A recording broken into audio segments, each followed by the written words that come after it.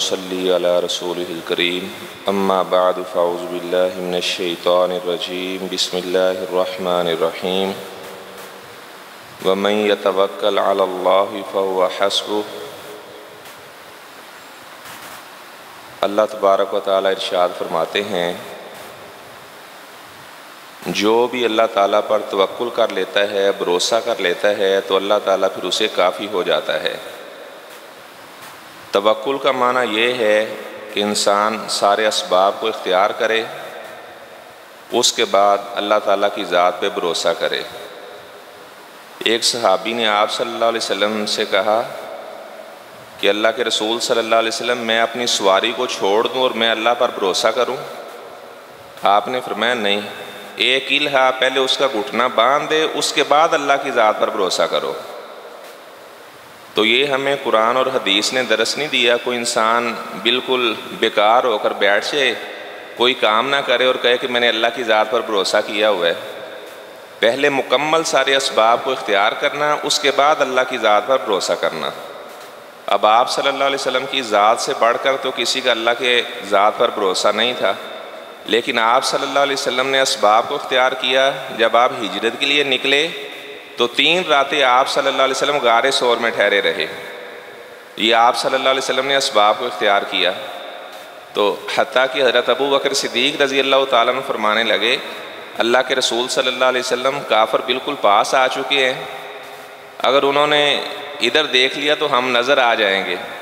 تو آپ صلی اللہ علیہ وسلم نے فرمایا یا ابا بکر ما ظنک باثنین اللہ ثالثہما، آپ کو گھبرانے کی کیا ضرورت ہے؟ اللہ تعالیٰ کی ذات علم کے اعتبار سے، طاقت قدرت کے اعتبار سے ہمارے ساتھ ہے، تو آپ کیوں پریشان ہو رہے ہیں، کیوں گھبرا رہے ہیں؟ قرآن مجید میں سورہ قصص ہے، اس میں اللہ تبارک و تعالیٰ نے حضرت موسیٰ علیہ السلام کی والدہ کا قصہ بیان کیا۔ جب وہ فرعون کے بارے میں انہوں نے ڈر محسوس کیا تو اللہ تعالیٰ فرماتے ہیں وَأَوْحَيْنَا إِلَىٰ أُمِّ مُوسَىٰ أَنْ أَرْضِعِيهِ فَإِذَا خِفْتِ عَلَيْهِ فَأَلْقِيهِ فِي الْيَمِّ وَلَا تَخَافِي وَلَا تَحْزَنِي إِنَّا رَادُّوهُ إِلَيْكِ وَجَاعِلُوهُ مِنَ الْمُرْسَلِينَ کہ ہم نے موسیٰ علیہ السلام کی والدہ کے دل میں یہ بات ڈالی کہ آپ اپنے اس بیٹے کو صندوق میں ڈالیں اور آپ پانی میں بہا دیں۔ تو اللہ تعالیٰ کا وعدہ سچا ہے، اللہ تعالیٰ اس بچے کو آپ کی طرف واپس بھی لوٹا دے گا اور اللہ تعالیٰ اس کو رسول بھی بنا دے گا۔ تو یہ ایک لمبا واقعہ بیان ہوا ہے۔ جب وہ بچے کو دریا میں بہا دیا تو وقالت لأختہ قصیہ، تو موسیٰ علیہ السلام کی جو والدہ تھی انہوں نے موسیٰ علیہ السلام کی بہن سے کہا کہ آپ بھی ساتھ ساتھ چلتی جائیں، دیکھتے جائیں یہ صندوق کہاں جا کر ٹھہرتا ہے۔ تو وہ فرعون کے محل کے پاس جا کر ٹھہر گیا تو اس کے سپاہیوں نے پکڑا، جب اسے کھولا تو اس میں بچہ تھا۔ اللہ تعالیٰ فرماتے ہیں موسیٰ علیہ السلام کی والدہ نے کہا وقالت لأختہ قصیہ فبصرت بہ عن جنب وہم لا یشعرون، لیکن انہیں اس بات کا علم نہیں تھا کہ یہ موسیٰ علیہ السلام کی بہن ہے۔ خیر وہاں پر جب بچے کو انہوں نے دیکھا تو بڑا خوبصورت بچہ تھا، تو وہ کہنے لگے کہ اب اس کو دودھ کون پلائے گا؟ فرعون نے تو کہا لگتا ہے وہی بچہ ہے، اسے قتل کر دو۔ تو اس کی جو زوجہ تھی آسیہ وہ کہنے لگی لا تقتلوہ، اسے آپ قتل نہ کرنا، ہم اس کو اپنی اولاد بنا لیں گے۔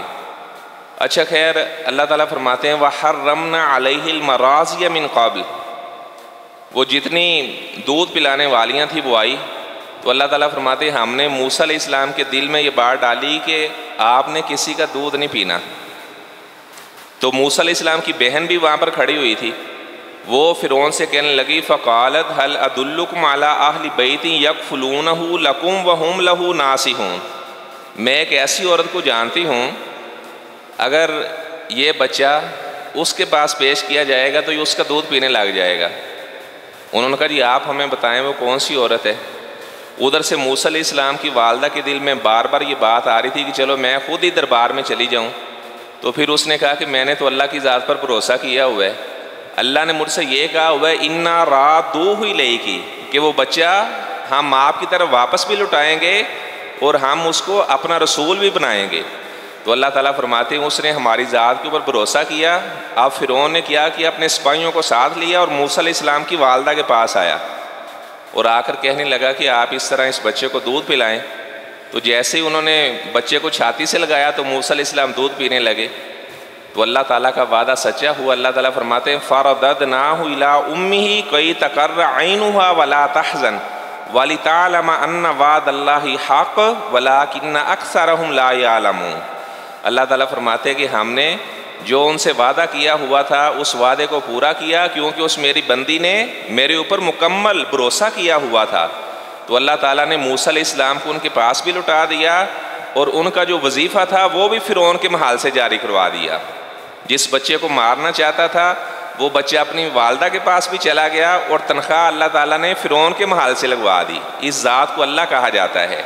تو اللہ تعالیٰ کی ذات پر بھروسہ کرنا، اللہ تعالیٰ فرماتے ہیں کہ میرا بندہ جیسا میرے بارے میں گمان قائم کرتا ہے میں اسی طرح اس کے ساتھ معاملہ کرتا ہوں۔ جب حضرت ابراہیم علیہ السلام اللہ تعالیٰ کے حکم سے اپنی بیوی ہاجرہ علیہ السلام کو اور اپنے بیٹے کو بیابان جنگل میں چھوڑنے کے لیے گئے تو پیچھے مڑ کر ہی نہیں دیکھ رہے تھے، تو ان کی بیوی بار بار کہہ رہی تھی آپ بس اتنا بتا دیں کیا آپ اپنی مرضی سے چھوڑ کر جا رہے ہیں یا اللہ کا حکم ہے؟ تیسری مرتبہ جب انہوں نے یہ بات کہی تو ابراہیم علیہ السلام نے فرمایا اللہ امرنی، میں اپنی مرضی سے آپ کو یہاں پر چھوڑ کر نہیں جا رہا، اللہ نے مجھے اس بات کا حکم دیا ہے۔ تو انہوں نے بڑا پیارا آگے سے جملہ بولا، انہوں نے کہا اذن لا یضیعن اللہ، اگر اللہ نے آپ کو حکم دیا ہے تو اللہ کی ذات پر ہم بھروسہ کریں گے تب اللہ ہمیں ضائع نہیں ہونے دے گا، اللہ مجھے بھی ضائع نہیں ہونے دے گا اور میرے اس بیٹے کو بھی اللہ تعالیٰ ضائع نہیں ہونے دے گا۔ تو اللہ تعالیٰ کی ذات پر بھروسہ کرنا۔ آپ صلی اللہ علیہ وسلم کے ایک صحابی ہیں، ان کا نام ہے عمران بن حسین رضی اللہ تعالیٰ عنہ۔ یہ بڑے نیک صحابی تھے اور یہ بصرہ میں تشریف لے گئے، تو لوگوں کا بیان ہے کہ بصرہ میں عمران بن حسین سے بڑھ کر ہم نے کوئی عالم نہیں دیکھا۔ یہ عمران بن حسین رضی اللہ تعالیٰ عنہ وہ صحابی ہیں، ان کو فرشتے سلام بھی کیا کرتے تھے۔ آگے یہ روایت میں بیان کرتا ہوں، اس میں پھر میں بتاتا ہوں کہ فرشتوں نے سلام کرنا کیوں چھوڑ دیا۔ عمران بن حسین رضی اللہ تعالیٰ عنہ فرماتے ہیں آپ صلی اللہ علیہ وسلم نے فرمایا یدخل الجنۃ من امتی 70,000 بغیر حساب، کہ میری امت کے 70,000 ایسے خوش نصیب ہیں جن کا اللہ نے حساب و کتاب ہی نہیں کرنا، بغیر حساب و کتاب کے وہ اللہ کی جنت میں جائیں گے۔ صحابہ نے کہا اللہ کے رسول صلی اللہ علیہ وسلم وہ کون سے لوگ ہیں؟ آپ نے فرمایا لا یسترقون، جب وہ بیمار ہو جاتے ہیں تو وہ دم جھاڑ نہیں کرواتے، اور اس کے بعد فرمایا کہ ولا یتطیرون، وہ بدشگونی بھی نہیں لیتے کہ آج ایسے ہو گیا ہے تو لگتا ہے آج ایسے ہوگا، آج ایسے ہوگا۔ بعض ایسے لوگ ہیں وہ کہتے ہیں یہ آج صبح صبح گھر میں بلی بولی ہے تو آج ایسے ہوگا، تو فرمایا کہ وہ اس طرح کی بدشگونیاں بھی نہیں لیتے۔ ولا یکتوون، اور وہ آگ کے ساتھ اپنے آپ کو داغتے نہیں ہیں۔ آپ صلی اللہ علیہ وسلم نے فرمایا کہ اللہ نے 3 چیزوں میں شفا رکھی ہے، شہد کے گھونٹ میں اللہ نے شفا رکھی ہے، اور اس طرح آپ نے فرمایا ہجامہ لگوانے میں اللہ نے شفا رکھی ہے، اور آگ کے ساتھ اگر کوئی زخم آئے تو آگ کے ساتھ داغ دینا اس میں شفا ہے۔ لیکن آپ نے فرمایا انہا امتی عن القی، میں اپنی امت کو آگ کے ساتھ داغنے سے منع کرتا ہوں۔ اچھا، یہ جو حدیث کے راوی ہیں ان کا نام ہے عمران بن حسین رضی اللہ تعالیٰ عنہ۔ یہ بیمار ہوئے تو ایک آدمی ان کی بیمار پرسی کرنے کے لیے آیا، جب انہوں نے ان کی کیفیت دیکھی تو وہ زار و قطار رونے لگا۔ یہ اسے کہنے لگے بات سن، بات یہ ہے کہ اللہ تعالیٰ کے فرشتے مجھے سلام کرتے ہیں، اور اس سلام کرنے کی جو میں لذت محسوس کرتا ہوں، اگر ساری دنیا کی بیماریاں بھی مجھے لگ جائیں تو وہ لذت اس بات کے اوپر غالب ہے، میں کسی بیماری کی پرواہ ہی نہیں کرتا۔ اور کہنے لگے کہ میری زندگی میں یہ بات کسی کو نہ بتانا، جب میں دنیا سے چلا جاؤں وفات پا جاؤں ان شئتا، پھر آپ کی مرضی ہو اگر آپ بتانا چاہیں تو آپ بتا دینا کہ فرشتے اسے سلام کیا کرتے تھے۔ اللہ کا کرنا ایسا ہوا ان کا مرض بڑھ گیا تو وفات سے 2 سال قبل انہوں نے اپنے پیٹ پر آگ سے داغ لگوا لیا، اور اس کے بعد ان کاتا تسلیم الملائکہ، فرشتے نے سلام نہیں کیا کرتے تھے کیونکہ یہ اس سے منع کیا گیا ہے۔ اچھا، تو بصرے کے لوگوں کا بیان ہے کہ وفات سے چند لمحے پہلے ہم نے محسوس کیا، یہ آگے سے وعلیکم السلام کہہ رہے ہیں، کہتے ہمیں محسوس ہو گیا کہ موت کے فرشتے آئے ہیں اور انہوں نے انہیں سلام کیا اور یہ اس کا جواب دے رہے ہیں۔ وفات سے چند لمحے پہلے دوبارہ پھر فرشتوں نے انہیں سلام کہنا شروع کر دیا، اور انہوں نے سلام کیا، اللہ تعالیٰ کا سلام آیا، جنت کا پیغام آیا، جیسے ہی روح پرواز ہوئی اللہ کی جنت میں چلے گئے۔ اچھا، اس حدیث میں جو چوتھی بات ارشاد ہوئی، فرمایا والا ربہم یتوکلون، اور وہ اللہ کی ذات پر بھروسہ کرتے ہیں۔ جس بندے کے اندر یہ خوبیاں پائی جائیں گی، بیماری کے وقت دم جھاڑ نہیں کرواتا، اللہ کی ذات پر بھروسہ کرتا ہے، بدشگونی نہیں لیتا، آگ سے نہیں داغتا، اللہ کی ذات پر بھروسہ کرتا ہے، فرمایا کہ اللہ تعالیٰ ایسے بندے کا حساب و کتاب ہی نہیں کریں گے، بغیر حساب کے ہی اللہ تعالیٰ کی جنت میں جائیں گے۔ تو جب آپ نے یہ حدیث ارشاد فرمائی تو عکاشہ ایک صحابی تھا، وہ کہنے لگا اللہ کے رسول صلی اللہ علیہ وسلم میرے لیے دعا کر دیں گے ان 70,000 میں بھی شامل ہو جاؤں۔ آپ نے فرمایا کہ عکاشہ آپ ان لوگوں میں شامل ہو۔ ایک اور صحابی کھڑا ہوا، جی میرے لیے بھی دعا کر دیں، تو آپ نے فرمایا سابا کاکا بھی ہا عکاشہ، اب تو عکاشہ سب کا لے جا چکا ہے۔ اگر آپ اسے بھی کہتے کہ آپ بھی ان 70,000 میں شامل ہو اور ایک صحابی کھڑا ہوتا تو ایسے 70,000 اسی مجلس میں پورے ہو جاتے، لیکن آپ نے اتنا پیارا جواب دیا، آپ نے فرمایا عکاشہ سب کا لے جا چکا ہے، نہ اسے آپ نے یہ بات کہی کہ آپ ان میں شامل نہیں ہو، اور دوسرا یہ اگر آپ فرما دیتے کہ آپ ان میں شامل ہو اس کا دل ٹوٹ جاتا، اگر آپ کہتے آپ بھی شامل ہو تیسرا بندہ بھی کھڑا ہو جاتا۔ اب ہم بھی ان صفات کے اوپر عمل کرتے اور ہمارے بھی ذہن میں ہوتا ہے کہ ہم بھی یہ خوبیاں اپناتے ہیں، اللہ تعالیٰ ہمیں بھی بغیر حساب کے جنت میں داخل کرے گا۔ اس طرح حضرت عمر بن خطاب رضی اللہ تعالیٰ عنہ روایت کرتے ہیں، آپ صلی اللہ علیہ وسلم نے فرمایا لو انکم تتوکلون علی اللہ حق توکلی، اگر آپ اللہ تعالیٰ کی ذات کے اوپر اس طرح بھروسہ کر لو جس طرح پرندے بھروسہ کرتے ہیں، لا رازقکم کما یرزق الطیر، اللہ تعالیٰ آپ کو ایسے رزق عطا فرمائے جیسے اللہ تعالیٰ پرندوں کو رزق عطا فرماتا ہے۔ تغدو خماسا و تروح بتانا، صبح کے وقت اپنے گھونسلوں سے جاتے ہیں ان کے پیٹ خالی ہوتے ہیں، لیکن جب شام کو واپس جاتے ہیں تو ان کے پیٹ بھرے ہوتے ہیں۔ اس حدیث پر محدثین نے لکھا ہے کہ انسان کو محنت کرنا پڑے گی، کوشش کرنا پڑے گی۔ وہ کہتے ہیں آپ دیکھیں پرندے کتنی محنت کرتے ہیں، اس کے بعد ان کا پیٹ بھرتا ہے۔ اگر کوئی انسان کہے جی میں بس کوئی کام نہیں کرتا میرے پاس رزق چل کر آئے گا، تو یہ وہ کتاب و سنت کے خلاف اس نے بھروسے کی ایسی ڈیفینیشن ہی نہیں ہے کہ اسباب کو اختیار کیے بغیر انسان بیٹھ جائے، محنت کرے، سارے اسباب اختیار کرے، اس کے بعد اللہ کی ذات پر بھروسہ کرے۔ آخری بات کے بعد میں اپنی بات کو ختم کرتا ہوں۔ 4 محدثین ہیں، ان کا نام محمد تھا، چاروں کا نام محمد تھا۔ آپ نے تفسیر طبری کا نام سنا ہوگا، محمد بن جریر طبری رحمہ اللہ، اور اس طرح محمد بن نصر قیام اللیل ان کی بڑی معروف کتاب ہے، محمد بن نصر مروزی رحمہ اللہ، محمد بن ہارون رویانی رحمہ اللہ، اور ایک جو صحیح ابن خزیمہ والے ہیں محمد بن اسحاق ابن خزیمہ رحمہ اللہ، ان چاروں کا نام محمد تھا۔ یہ عراق کے علاقے میں علم حاصل کرنے کے لیے گئے۔ خطیب بغدادی رحمہ اللہ نے الرحلۃ فی طلب الحدیث میں یہ واقعہ نقل کیا ہے۔ یہ عراق کے علاقے میں علم حاصل کرنے کے لیے گئے، فنافذت علیہم النافقہ، اللہ کا کرنا ایسا ہوا خرچہ ختم ہو گیا۔ انہوں نے کہا اب کیا کیا جائے، تو کہنے لگے کہ آخری پھر حال یہی ہے کہ یا واپس اپنے علاقے میں چلے جاؤ، یا پھر یہ کہ آپ کے لیے اب سوال کرنا جائز ہے، لوگوں سے مانگ لیتے ہیں۔ لیکن جو اہل علم ہوتے ہیں وہ خوددار بھی ہوتے ہیں، سوال نہیں کرتے۔ انہوں نے کہا پھر ایسے کرتے ہیں کہ قرعہ ڈالتے ہیں، اب مانگنے کے علاوہ کوئی چارہ نہیں ہے، قرعہ ڈالتے ہیں، جس بندے کا نام پہلے آئے گا تو وہ آج مانگنے کے لیے جائے، دوسرے نمبر پر جس کا نام آئے وہ اگلے دن جائے، ایسے جب یہ ترتیب پوری ہو جائے گی تو پھر دوبارہ یہی ترتیب شروع کریں گے۔ اللہ کا کرنا ایسا ہوا جب قرعہ ڈالا گیا تو امام ابن خزیمہ محمد بن اسحاق ابن خزیمہ کا نام سب سے پہلے آیا۔ انہوں نے کہا چلے جائیں جی آپ مانگنے کے لیے۔ وہ فرمانے لگے یار مجھے بڑی شرم آ رہی ہے، تو ایسے کرتے ہیں کہ وضو مجھے کرنے دے، مجھے 2 رکعت ادا کرنے دے۔ وضو کیا، 2 رکعت ادا کی، اسلام پھیرا تو دروازے پر دستک ہوئی، جیسے اسلام پھیرا تو دروازے پر دستک ہوئی۔ تو وہ کہنے لگا کیا محمد بن اسحاق ابن خزیمہ ادھر ہے؟ وہ ڈر گئے کہ لگتا ہے کہ کسی نے ہماری بادشاہ کے دربار میں شکایت لگا دی اور سپاہی ہمیں پکڑنے کے لیے آئے، کوئی ایسے انہوں نے کوئی اپنی طرح سے وہ باتیں کر دی ہیں۔ تو وہ کہنے لگا کہ محمد بن ہارون رویانی بھی ادھر ہے؟ ان کا جی وہ بھی ادھر ہے۔ محمد بن جریر طبری بھی ادھر ہے؟ ان کا وہ بھی ادھر ہے۔ محمد بن نصر بھی ہے؟ ان کا جی وہ بھی ہے۔ اچھا اس نے ایک کو بلایا، پہلے سب سے پہلے امام ابن خزیمہ کو بلایا، فاخرج سرہ، ایک تھیلی اسے پکڑائی، فیہا 50 دینار، اس میں 50 دینار تھے۔ اس کے بعد ابن جریر طبری کا نام لیا، انہیں بھی وہ تھیلی پکڑائی اور 50 دینار دیے۔ تو وہ کہنے لگا اب آپ کو یہ اشکال آ رہا ہوگا کہ یہ دینار کس نے بھیجے ہیں؟ وہ کہنے لگا کہ یہ دینار آپ کے لیے بادشاہ نے بھیجے ہیں، اور بادشاہ نے کہا کہ اللہ کا واسطہ ہے یہ میرا چھوٹا سا تحفہ قبول کر لینا۔ دینار کی بہت زیادہ قیمت تھی اس وقت بھی، اور اب بھی دینار کی بڑی قیمت ہے، سونے کا دینار ہوتا اور 50 دینار ایک بہت بڑی قیمت تھی۔ تو وہ کہنے لگے کہ اصل میں بات یہ ہے کہ بادشاہ کو 3 راتوں سے مسلسل خواب آ رہا ہے کہ آپ یہاں پر عیش و عشرت کی زندگی بسر کر رہے ہو، اور وہاں پہ محمد نامی درویش ہے جنہوں نے میری ذات پہ بھروسہ کیا ہوا ہے، آپ جا کر ان کے کھانے کا انتظام کرو۔